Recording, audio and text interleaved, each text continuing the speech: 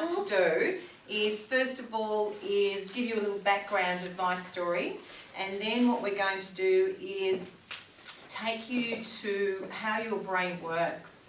So how we actually take information in and what we do with it, and how we create our behaviours, okay, and how those behaviours impact us and the results that we're actually creating for ourselves. And then you're going to do a bit of a life audit to check where your business is at, but also the other things in your life. Because I'm a believer that, you know, it's not just about business. You know, in order to have, you know, especially women, you need to have that balance of, you know, business, kids, and everything, and you, most importantly. And I've discovered that the hard way, so I'll share my story first. Okay, so the story goes, which way is this going? Every now and then. Oh, now it's done. This wasn't working, so I actually just clicked. Yeah, I don't know. Renee. Sorry.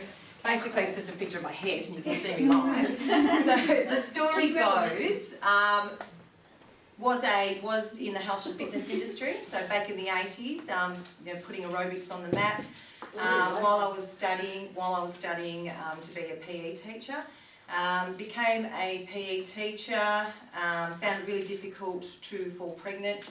4 years later, had my first child, and then again, you know, found it really hard to fall pregnant, and then had another child. At the same time, we were building and renovating houses, so trying to get ahead in life as well. And my husband was working for a company, an executive, and was travelling most of the time. And so there I was, just had my second child. I think he was probably about 3 months old. Dad had cancer. I was the oldest child. Sorry, should be super sook. Yeah, Dad had cancer. I'm the oldest child. Just had my second child. We had just sold a house and we still wasn't finished. And so there was stuff to do there, packing. And what I was doing was, because we were quite lucky that the other house that we were moving into was just across the road. And so what I would do was I'd put the babies down to sleep, and then I'd go across the road, take the monitor and paint and renovate and do whatever else needed to be done. Go as we do as women, because we're all good at that.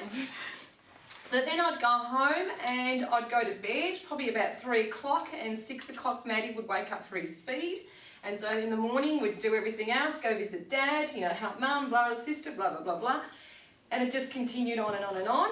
And then I found myself going to bed just in tears. And, you know, as you would, you put on your clothes and you put on this front, you know, because, you know, you're this superwoman, you know, and everybody knows you as, perceives you as being capable and doing everything for everybody and everything. But then over night time you just break down and think, well, okay, it's safe now to take down that guard. And so, and that was happening. And then one day I just found myself at the bottom of the shower. And didn't know how long I was there for. Don't. Sorry. I didn't know how long, you know, I was there for. And I thought, well, no one was home and the kids were supposedly in the room next door. And it was at that point where I sort of thought, oh, fuck, what's my life about? You know, I was so totally out of control. And yet, here I was, thinking I was in control and so wanting to be in control, where the reality was I was totally out of control. And so at that point in time, I thought, well, okay, you know, I can't do this anymore, because now, you know, I'm no good to anybody. And so I had to really look at my life Question? Could you see that you were out of control, or were you just thinking it'll go away? Yeah. It'll get better. I'll get Tomorrow will be something better. else. It was like Once I'll finish this task and it'll be fine. It was like I'll as soon finish as I this move task in, and I'll as be soon as I fine. move out and I move in, you know, it'll be You just better. ran out of petrol Yeah. and then. Yeah. It was just I was All at physically The brain just Yeah. shuts down. Yeah. It just I was doesn't work. physically, totally, mentally depleted. It just exhausted, and it was my body's way of saying, "Hey, so Enough. stop, Yeah. enough. You can't be doing this anymore." And so, you know, and that's what it. You know, took myself off to the doctor the next day, and he said, "Well, Soph, You need you know, sleep. this is it." He goes, "You're trying to climb Mount Everest in one day." And it's about looking at your life and saying, well, okay, what's really important? And me being the perfectionist, because that's how I valued myself, is by being that perfect, you know, human being, everything to everybody else. And it's looking at, okay, so what really mattered? You know, taking stock of your life and looking at, well, what really matters? Does it really matter if the house is messy and there's toys around and, you know, whatever? Does it really matter if, you know, the cookies weren't hand-baked? And, you know, that you bought some from the shop. I mean, this is how obsessive, you know, my life was. And so it was really taking stock of what really matters. And then also, you know, my life was crap. You know, I had a husband that was a Clayton's husband, you know, I was a single mum with no benefits. So he'd be coming and going and then, you know, expecting different things and different rules. And so that was, you know, really hard in itself. And at that point, I sort of really looked at myself and I thought, who am I? You know, I had lost my whole, you know, my whole self and who I was, what I was about, and what was my purpose in life. And from that point on, and I was always curious about people and why we behave the way we do. And I just, you know, we all have our gifts, and I didn't realise that my gift was about connecting with people, and I just do that really naturally. But connecting at a very deep level, you know, within the first meeting. And so then I started on this massive journey of self-discovery. Well, who is Sophie? What am I about? What's my purpose? What's my passion? And I started my personal development. So that's now, you know, 17 years later.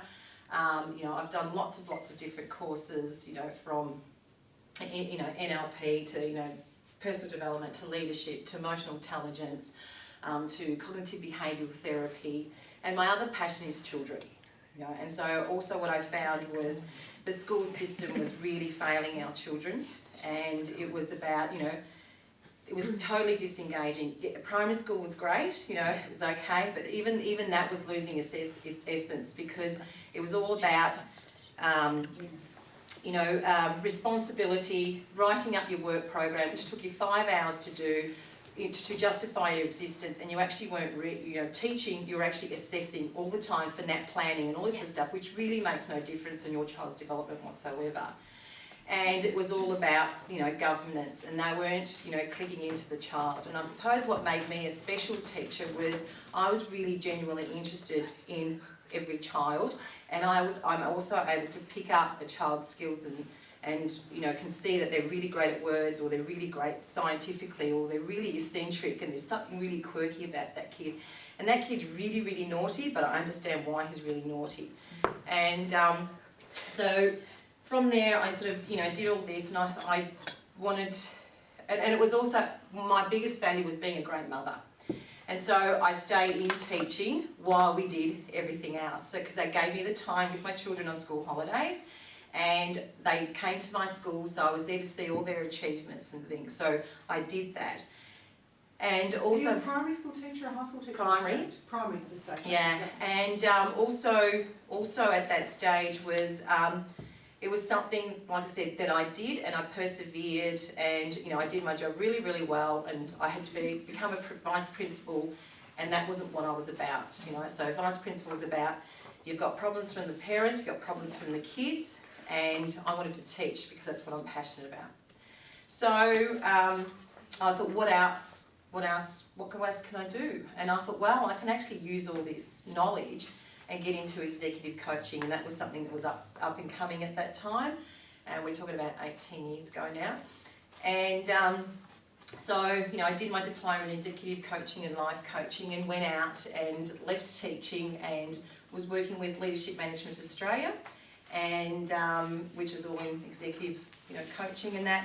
did that for about a year, resigned from there and thought, look, I've always wanted to have my business, and I've always dabbled in different businesses on the side because I'm quite creative and quite ambitious, and started a business with another friend. We were, I did a personality profile, as I always do, and guess what? We were exactly the same.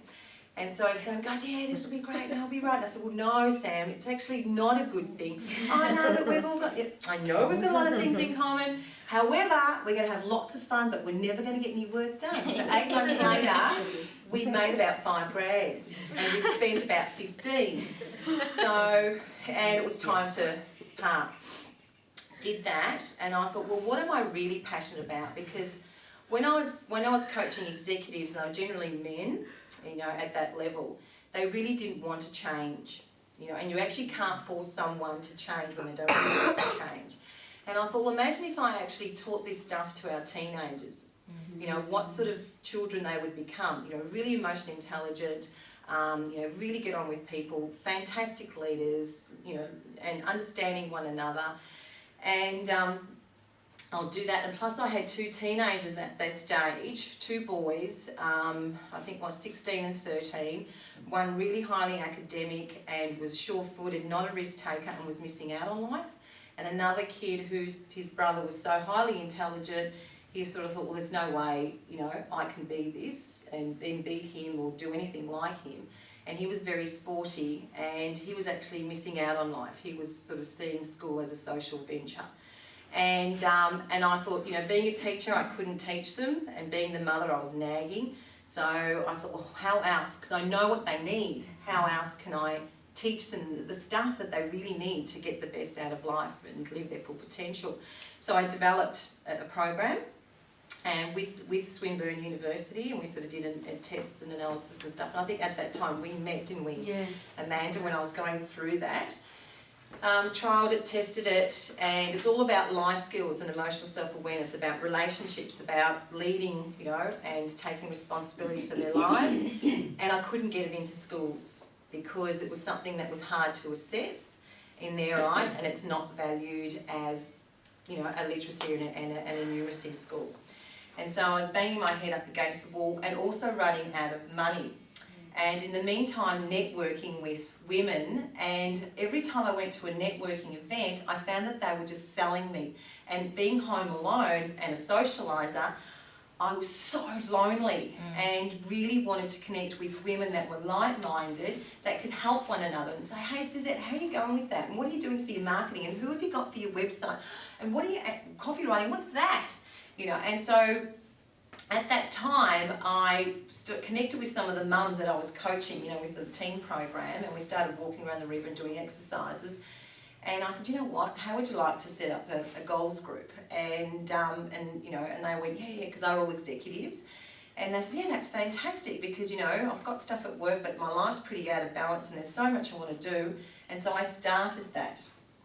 And so it was my first mentoring circle of women. So we would meet once a month, and I would give them some personal development about self-discovery and who they are, why they are, and do the things that they do.